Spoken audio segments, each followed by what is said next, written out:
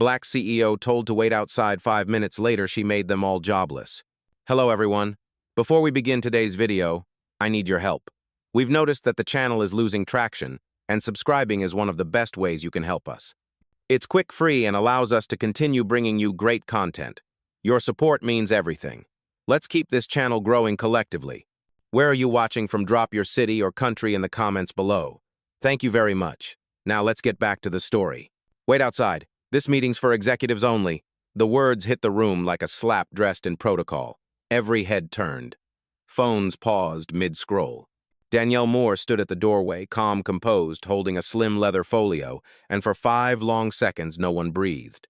Amanda King, the acting project manager, didn't blink. She said it again, slower this time, as if speaking to a child. You heard me. The boardroom's full. Danielle's eyes didn't move. She wasn't late. She wasn't lost. She was exactly where she belonged and where none of them expected her to be. Before we continue, where are you watching from? Drop your city or country in the comments below. And if you believe in dignity and justice, hit like and subscribe. These stories spark change, and we're glad you're here. Now back to Danielle. The conference room smelled of fresh coffee and confidence. A long oak table gleamed under white light lined with 6 executives, all mid-sentence until Amanda's voice cut through. Danielle stepped inside anyway. Her navy suit looked too quiet to announce authority, and maybe that's why Amanda mistook silence for permission to humiliate her. Ma'am, Amanda added, lowering her tone but not her arrogance. The catering team sets up next door. One man near the projector chuckled. Another lifted his phone like he might record the spectacle. Danielle stopped beside the empty head chair, and rested her folio on the table. No introduction, no correction, not yet. The air grew tight. Amanda crossed her arms, her smirk small but sharp. We start in 2 minutes, she said. Please wait outside until we're done. Danielle's reply was soft enough to sting. That's exactly what I'm here to watch, how you start. A murmur rippled through the room. Amanda glanced around, expecting backup. None came. Danielle folded her hands behind her back. Her stillness drew every eye, even the ones trying not to look. She had spent 20 years walking into rooms like this, rooms that decided her worth before she spoke. And each time she learned something new about silence, how it could cut sharper than shouting. Outside, the city hummed. Inside, time slowed. Danielle took one measured breath, then said quietly to no one and everyone, let's see what respect sounds like when it thinks power isn't listening. And that's where the story begins. The room was glass and steel, bright enough to see every expression, sharp enough to cut one. Amanda clicked her remote. Charts flickered across the wall, revenue slides, forecasts, lines Danielle herself had written months ago. No one seemed to notice the irony. Danielle moved to the far corner, watching. Her silence wasn't retreat. It was strategy. She wanted to see who spoke when power wasn't labeled. Amanda's voice filled the space with confidence that wasn't hers. As acting manager, I've prepared new directives for our expansion plan. She gestured to the screen, perfectly rehearsed. A man in a gray suit whispered, finally someone who can lead. Danielle heard it. Every word. She didn't react. She was studying them, the tone, the posture, the comfort of assumption. Eli, the youngest in the room, kept glancing at her. Something didn't add up. He'd seen that face somewhere, a cover maybe. He opened his phone under the table, typing Danielle Moore Forbes. The search result froze him. He looked up again, this time at her, and the quiet realization hit like thunder no one else heard. Amanda shifted to the next slide, her words sliding into arrogance. We expect executive review next week, but until then all proposals run through me. Someone clapped softly. It echoed too long.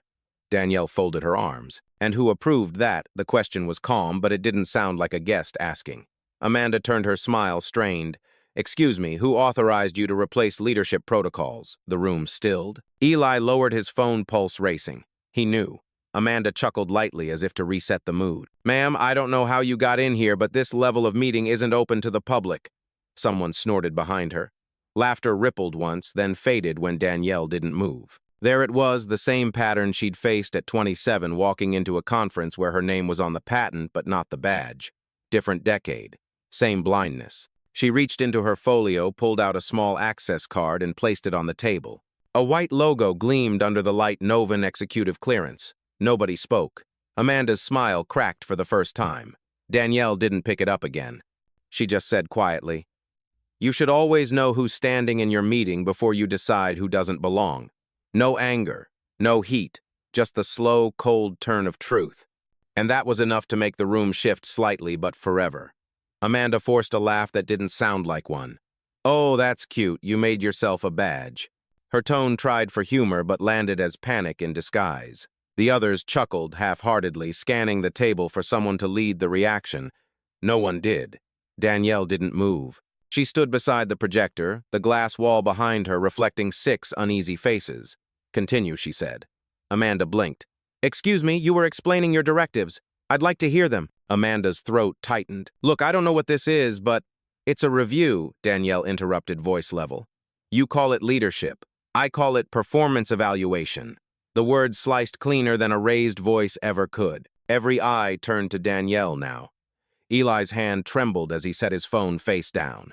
He'd seen the confirmation. Danielle Moore, CEO of Novon Capital profile, verified, featured under Women Who Redefined Corporate Power. He wanted to speak, but her glance told him not yet. Amanda clicked the remote again, pretending composure. Slide after slide appeared projections Danielle had signed off 6 months ago.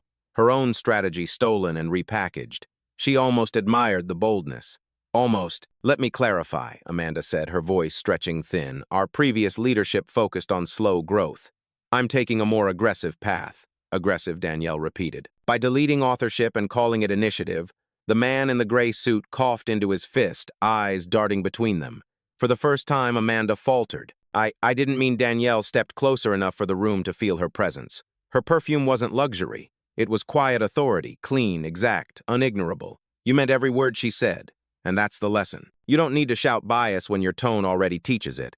A silence spread thick and necessary. Eli finally spoke, voice barely above a whisper.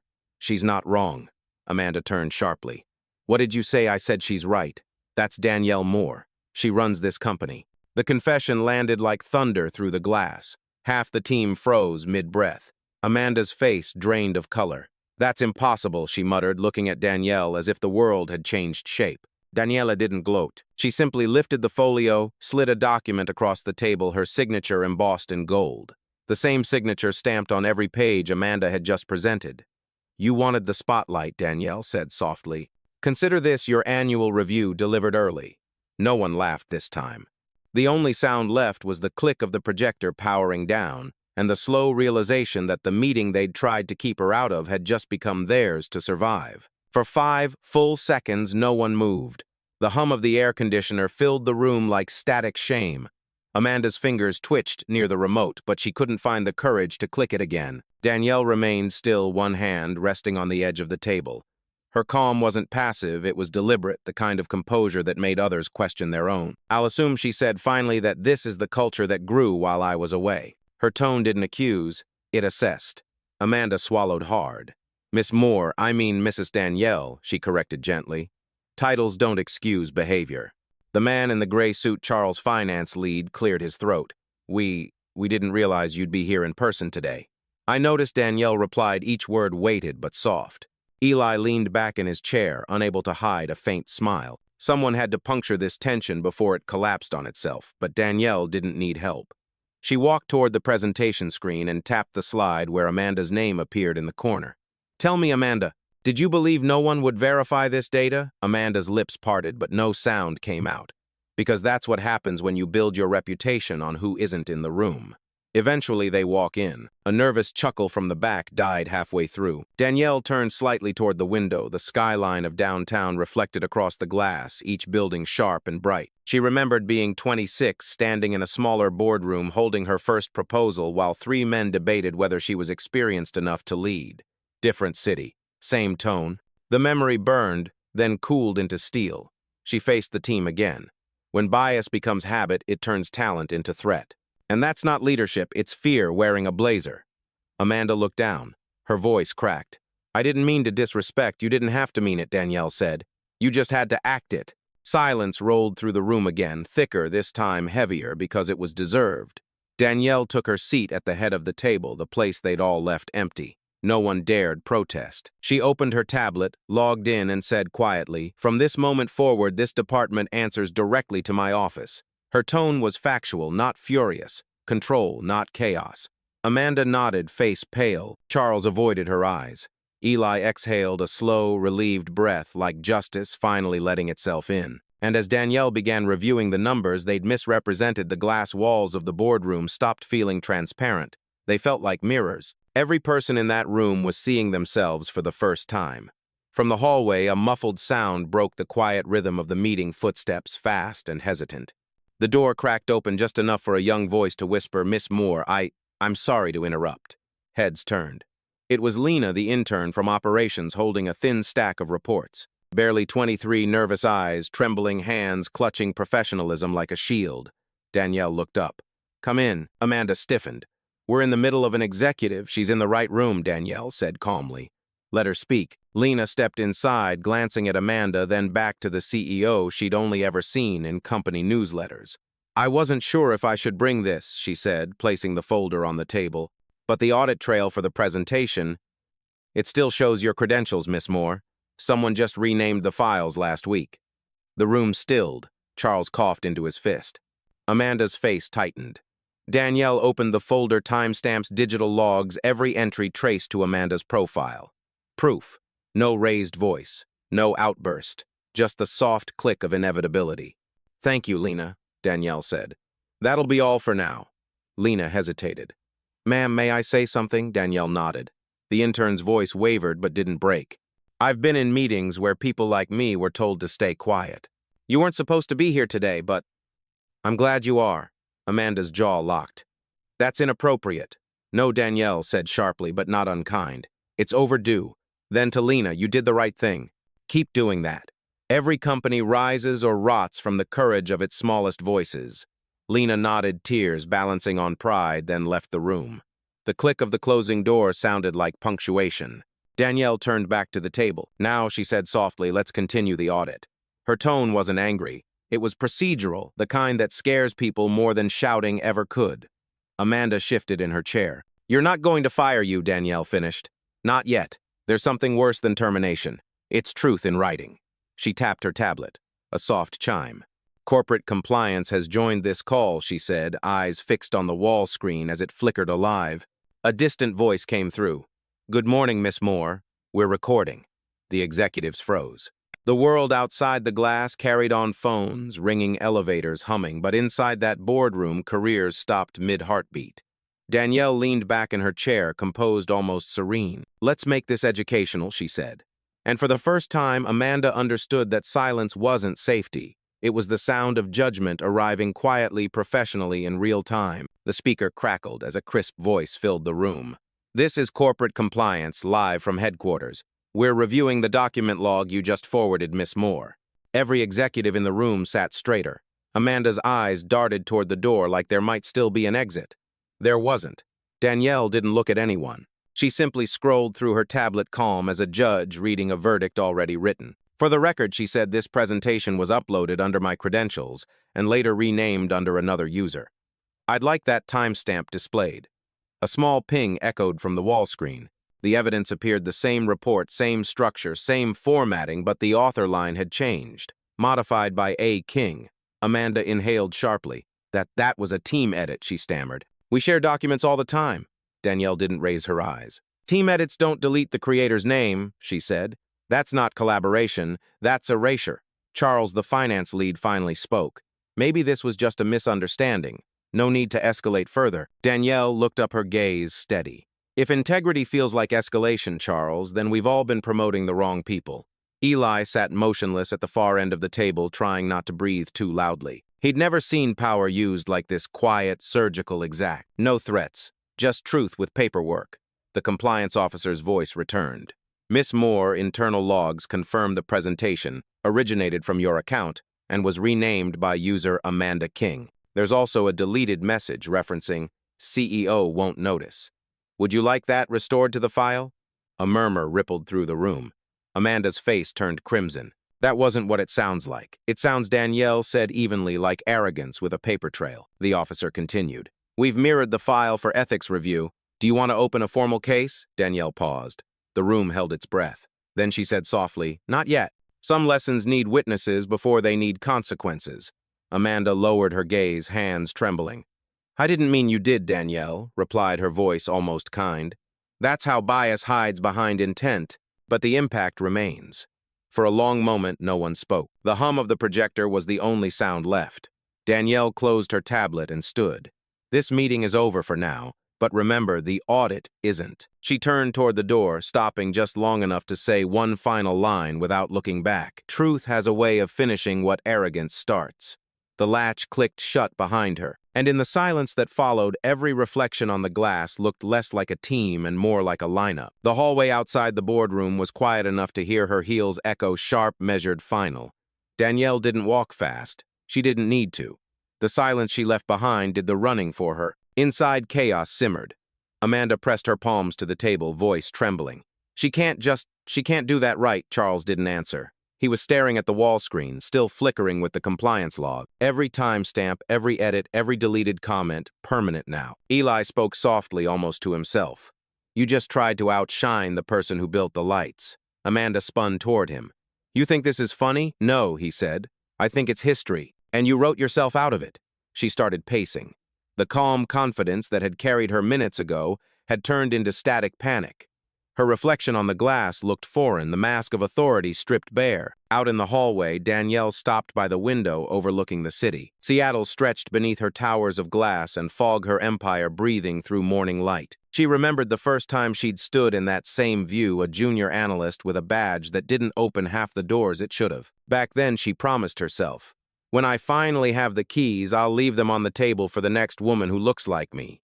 And now she had, except someone tried to steal them. She took out her phone and called her assistant. Carla, activate review protocol for the Seattle division. Flag department heads for bias retraining and leadership verification. Already running, Carla's voice replied. Would you like HR on standby? Not yet, Danielle said. Let them sit in the silence a while longer. Behind her, the glass door of the boardroom opened. Eli stepped out hesitant. Miss, more. She turned slightly, her face unreadable. You handled yourself well, he said quietly. Most people would have walked out the moment she spoke like that. And given her the ending she expected, Danielle replied, No, I don't give bullies the comfort of closure. Eli smiled faintly. For what it's worth, everyone saw the difference today. Good, she said. Now make sure they remember it tomorrow. He nodded, then returned to the room, leaving Danielle alone with her reflection. The CEO, who didn't raise her voice, didn't flinch, didn't need to. From behind the glass, Amanda's muffled voice rose again, desperate breaking. She'll regret this, I swear. Danielle exhaled slowly, eyes still on the skyline. No, she whispered. Regret belongs to the unprepared. Then she straightened her blazer, turned, and walked toward the elevator. The meeting was over, but the reckoning had just begun. The elevator doors closed with a muted sigh, sealing Danielle inside a chamber of quiet glass and chrome. Her reflection hovered beside the city lights, calm, composed, unreadable. She tapped a command on her phone. The screen blinked once, then displayed a message, Protocol 6, initiated. It wasn't punishment. It was procedure, the internal system she'd designed herself years ago after watching too many leaders apologize for the same sins. Within minutes, the audit would ripple through Novon Capital's servers, internal communications, frozen access logs reviewed, and every department placed under real-time monitoring, a digital mirror forcing the company to look at itself. Carla's voice chimed through her earpiece. Protocol 6 confirmed, ma'am. Corporate security is reviewing Seattle's branch logs now. Good, Danielle said. Let it surface everything. I want sunlight, not silence. When the doors opened again, the air smelled of ozone and coffee, the 12th floor operations center. Monitors glowed across the walls, a quiet hum of power. Analysts glanced up, startled. No one had expected her to walk in. CEOs sent orders, not footsteps. Danielle didn't announce herself. She simply stood there until the room noticed. Then she said, I want a full bias trace on every leadership chain that reported to Amanda King. No summaries. I want the raw logs, one analyst stammered. That'll show internal messages too, right? Exactly, she said. Sometimes the real culture hides between the emojis. They moved fast. Screens shifted. Within seconds, clusters of data lit up red flagged for language tone patterns. A simple line of text caught her eye on one monitor. She dresses too plain for a CEO. Another said, if she didn't flaunt authority, people might respect her more. Danielle's jaw tightened. She leaned closer, reading each one without a word. Carla's voice returned calm but sharp. Should I prepare formal disciplinary notices? Not yet, Danielle replied. I want every manager to read what they wrote. Then we'll see who still shows up on Monday. She walked to the window overlooking the Puget Sound, the morning mist rolling like smoke. Her reflection was layered with the city power and patience sharing the same frame. Behind her, a young analyst whispered to a colleague. Is it true she built this protocol after being profiled at her own bank? Danielle didn't turn. She just smiled faintly. Truth builds faster than rumor, she said. You can quote me on that. The room went silent again. Somewhere in the building, an alert tone echoed the sound of the system scanning deeper. Danielle watched the skyline steady as the sunrise breaking through the fog. Power wasn't loud. It was methodical, invisible, and unstoppable. And for the first time that morning, she allowed herself the smallest whisper of satisfaction. Justice was finally online. Back in the boardroom, the air had turned heavy, the kind of silence that clings to skin. Amanda sat hunched over her laptop trying to reopen her files, but every click returned the same message: access revoked. Charles checked his too. Same result. The compliance seal pulsed red at the top of their screens. Protocol 6 in progress. What's happening? Amanda whispered. Eli, seated across the table, didn't look up. Accountability, he said. You should try logging into that. Her mouth tightened. She's making a scene. This is retaliation. No, Eli replied. This is record-keeping. Downstairs, Danielle's footsteps echoed through the marble corridor toward the executive lounge. Every door she passed locked automatically behind her, not out of arrogance, but design. She'd written that policy herself. The system follows the truth of authority, not the illusion of it. Her phone buzzed once. Carla's voice came through, steady as ever. Miss Moore, confirmation from corporate your ownership clearance has overridden all branch credentials. Local leadership is frozen pending your audit. And the recording, Danielle asked. Live. Compliance has mirrored the meeting feed for internal training. Perfect, Danielle said softly. Let's make sure they learn the right lesson. She pushed open the lounge door. The room was empty except for sunlight spilling across the long granite counter. For a moment, she allowed herself stillness, the rare luxury of control earned, not demanded. She remembered her first week as CEO standing in that same room, while a vice president offered her advice disguised as warning. Perception matters more than truth, Danielle. Smile before you speak. Now, years later, she smiled, not because she was told to, but because the truth finally spoke louder. In the boardroom above, Amanda's panic bloomed into anger. She stood up, voice shaking. You all saw what happened. She humiliated me in front of everyone. I'm going to HR. Charles looked at her, weary. HR's in that video call too, Amanda. The color drained from her face. You don't get it, she hissed. I was running this place. Exactly, Charles said. That's the problem. On the 12th floor, Danielle watched the system notifications cascade across her tablet. Access revoked, review, queued ethics escalation complete. Each alert felt less like revenge and more like repair. She turned to Carla's voice again. Send an all-staff notice, Danielle said. Transparent summary. No rumors. What subject line? Carla asked. Danielle paused, then answered. Ownership looks different when it's earned. And with that, she closed the tablet, the glass around her reflecting a woman who just redefined what justice looks like in a suit and heels. By noon, the story had already left the boardroom. Every floor of Novon Capital buzzed with half-whispers and full fear. Phones vibrated, chats froze, screens blinked with the same message: compliance review ongoing. Danielle's presence moved through the building like a rumor that turned out to be true. Wherever she walked, voices dropped. People didn't know whether to greet her or apologize. She didn't need either. She was looking for something else, the truth that always hides in the corners. On the 21st floor, she entered the strategy hub. 3 managers were huddled near the printer, whispering over a stack of unsigned reports. They snapped to attention when they saw her. Miss Moore, we were just finishing work that's already outdated, she said calmly. Sit down. They obeyed. Danielle opened the folder Lena had delivered earlier, the one with the renamed files. Each page bore the marks of collaboration, turned corruption, erased credits, false timestamps, missing approvals. Tell me, she asked quietly, how many times did this happen while I was gone? No one answered. She let the silence press down like gravity. You thought absence meant permission, she continued. That's the difference between leadership and vacancy. You don't fill it, you reveal yourself inside it. One of the men cleared his throat. Amanda said it was temporary. That she had executive clearance. Amanda Danielle cut in, spoke for herself, not this company. Her phone buzzed. Carla again. Update: the audit found multiple policy breaches, including deleted diversity reports. Send them to legal, Danielle replied. And make sure the timestamp stays visible. I want this lesson to have a clock. She looked back at the managers. You're all staying through the correction period. You'll help rebuild what you let rot. They nodded, grateful it wasn't worse. But it was their reputations had already collapsed in real time. Across the city, news of the internal probe began to leak, employees tweeting cryptic messages, hashtags forming without names. Number Novon audit. Number silence has receipts. Upstairs, Amanda sat alone in the same boardroom that once obeyed her. Her phone wouldn't unlock company mail. Her badge wouldn't open doors. Even the motion sensor lights refused to turn on until she moved, as if the room itself had decided she no longer belonged. She whispered to no one, "She's destroying everything." But she was wrong. Danielle wasn't destroying. She was disinfecting. And as the sun fell over the skyline, the building she'd built finally started to sound honest again, quiet, transparent, unafraid of its own reflection. By the next morning, Novon Capital wasn't the same building. Security badges were reissued overnight, access logs rewritten. Every department head was summoned for what the calendar called emergency realignment. No one dared cancel. Danielle arrived at 8:00 sharp. No entourage, no performance, just precision. The same calm that unsettled people more than fury ever could. As she stepped into the executive atrium, Carla met her with a tablet. Reports finalized. HR and legal are online. Danielle nodded. Bring them in.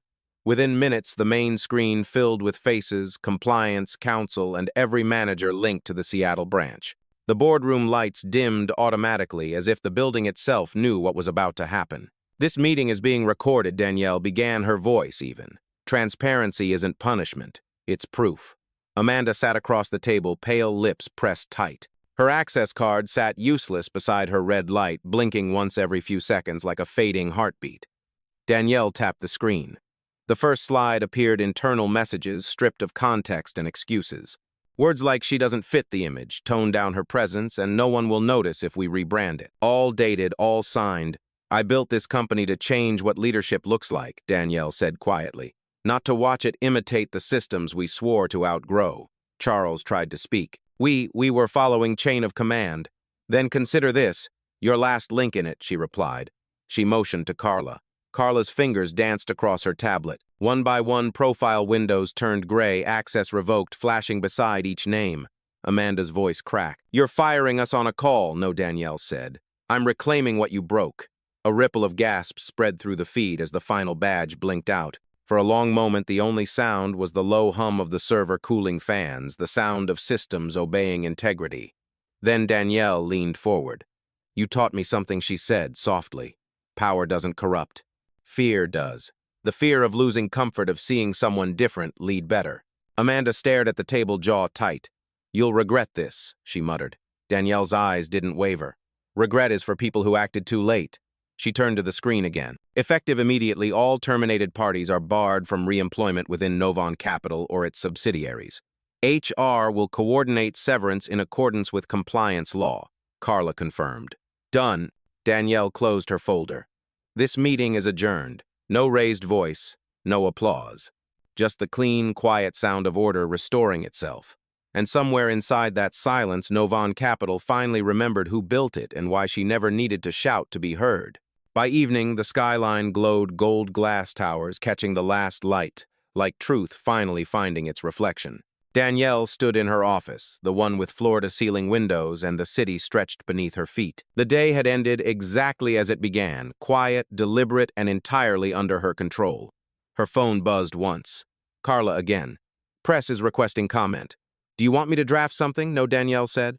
"I'll handle it myself." She walked to the glass, the city pulsing below 1,000 stories, moving unaware that one of them had just rewritten corporate justice. Then she turned on the small camera embedded in her desk, the same lens she used for company addresses. The red light blinked alive. To the Novon family, she began, voice steady but soft. "Today's events are not about scandal, they're about clarity." She paused, letting that word settle. "We build systems to track numbers, to measure profit. But integrity needs a system too, one that doesn't shut down when it's uncomfortable." She leaned forward slightly. "I was told once that silence keeps peace. But silence only protects the powerful. From now on, Novon Capital will protect the principled." The message was short, unscripted, and it didn't need music or editing. When it ended, she simply pressed "Send to all employees" and watched the upload bar reach 100%. Moments later, her inbox began to fill notes from interns, analysts, partners. Some wrote, "Thank you." Some wrote, "Finally." Others just sent emojis. Danielle smiled, not wide, just enough for herself. The world outside dimmed into evening. She powered down her tablet, took her coat, and stepped toward the elevator. As the doors closed, her reflection lingered for a moment, part silhouette, part symbol. For years, people had told her she didn't look like a CEO. Now the question had flipped. What does a CEO look like? And the answer was standing right there, wrapped in composure, backlit by her own creation. When the elevator reached the lobby, a few employees still lingered near reception. They turned as she passed, a nod here, a quiet smile there, small gestures that said everything words couldn't.